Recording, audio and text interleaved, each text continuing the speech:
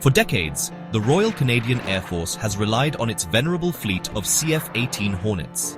These jets, acquired in the 1980s, have served the nation well across numerous global missions. However, time marches on, and in the world of advanced aerial combat, these aircraft are now significantly outdated. The government recognized this pressing need, launching a protracted and often contentious process to find a replacement. After years of debate and evaluation, a decision was finally made. Ottawa committed to purchasing 88 state-of-the-art F-35 Lightning II fighter jets from the American manufacturer Lockheed Martin, a choice that seemed to settle the matter for a generation. This commitment was a landmark decision, representing a total investment of around $19 billion. This figure covers not just the aircraft themselves, but also the extensive infrastructure, sophisticated weaponry, and comprehensive training programs required to support a fifth-generation fighter fleet. In early 2025, the initial steps to solidify this deal were taken. Canada signed contracts for the first 16 jets and began investing in the construction of secure facilities needed to house these advanced warplanes. The plan was set. The first F-35S would begin arriving for Canadian pilot training in the United States by 2026, with the initial aircraft touching down on Canadian soil by 2028. The selection of the F-35 was based on a rigorous assessment that placed it ahead of its competitors, including the Swedish-made Saab Gripen E. The F-35's proponents argued that its advanced stealth capabilities, integrated sensor systems, and seamless networking with Allied forces were essential for confronting modern threats. In a world where potential adversaries like Russia and China are developing their own sophisticated air defenses, the ability to operate undetected and share information in real time is considered a critical advantage. This choice was meant to align Canada with its closest allies, many of whom are also adopting the F-35 as their primary fighter. Yet, just as the ink was drying on the initial contracts, political winds began to shift. The government of Prime Minister Mark Carney, facing a turbulent relationship with the United States under President Trump and damaging American tariffs, started to publicly question the wisdom of tying Canada's defense so tightly to its southern neighbor. Suddenly, the runner-up in the competition, the Saab Gripen E, was back on the table. This unexpected turn has reopened a debate that many believed was concluded, forcing a national conversation about the future of Canada's air power and its place on the world stage. The re-emergence of the Saab Gripen E in Canada's defense discourse is not primarily a military reconsideration, but a political one. Prime Minister Mark Carney and his Defence Minister Bill Blair have framed this renewed interest as a quest for greater Canadian sovereignty. The core of their argument is that relying less on American military hardware could give Canada more independence in its foreign policy and industrial strategy.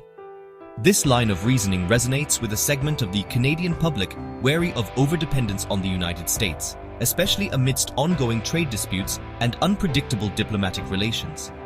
The Gripen, manufactured by a Swedish company, is presented as an off-ramp from a deal that deepens this dependency.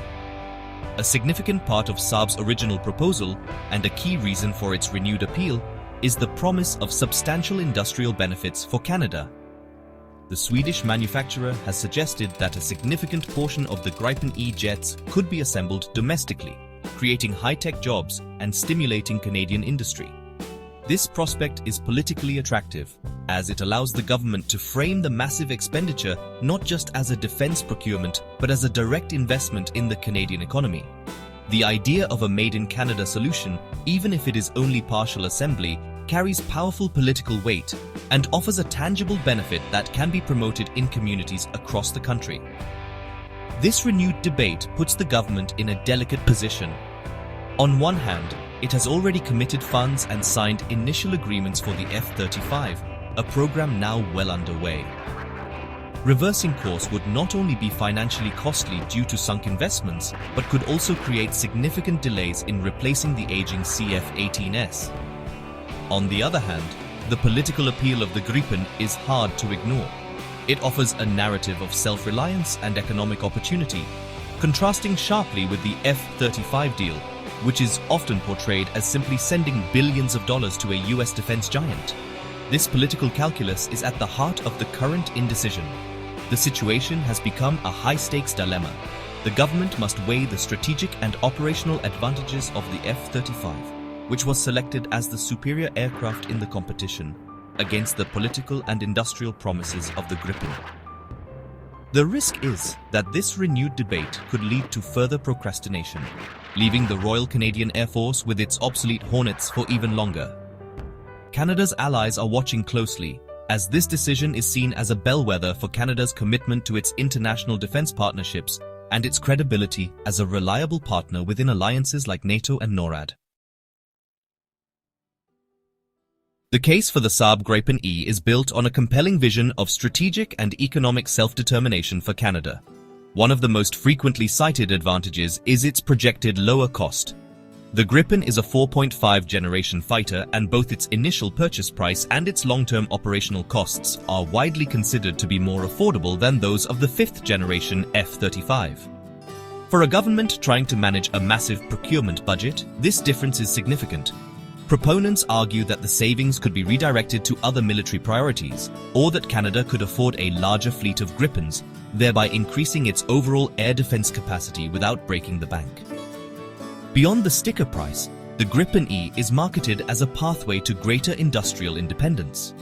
Saab's offer to establish assembly lines in Canada and integrate Canadian companies into its global supply chain is a powerful incentive. This promise goes beyond simple job creation. It suggests a future where Canada could develop and sustain its own aerospace and defense sector, becoming a partner in the Gripen program rather than just a customer. This vision contrasts with the F-35 program, where Canadian industrial participation is based on competitive bids within a vast US-controlled supply network, offering no guaranteed work share for Canadian firms. This notion of autonomy extends into the strategic realm. By operating a fighter jet from a non-US source, advocates believe Canada could insulate itself from the political pressures of Washington. If Canada's foreign policy were to diverge from that of the United States, there is a fear that access to F-35 parts, software updates and technical support could be used as leverage. The Gripen is therefore presented as the sovereign choice, allowing the Royal Canadian Air Force to operate without seeking American approval. This narrative of self-reliance is particularly potent at a time when the reliability of the United States as an ally is being openly questioned. However, this vision of complete independence is, for some experts, more of an illusion than a reality. While the Gripen is a Swedish design, it is not free from foreign components, particularly from the United States. This critical detail complicates the narrative of sovereignty and forms the basis of a strong counter-argument.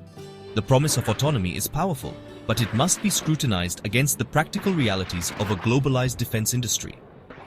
The debate forces a difficult question. Does the Gripen truly offer the independence that its supporters claim, or does it simply trade one form of dependency for another? Despite the allure of the Gripen, a closer examination reveals significant challenges that temper the promises of cost savings and independence.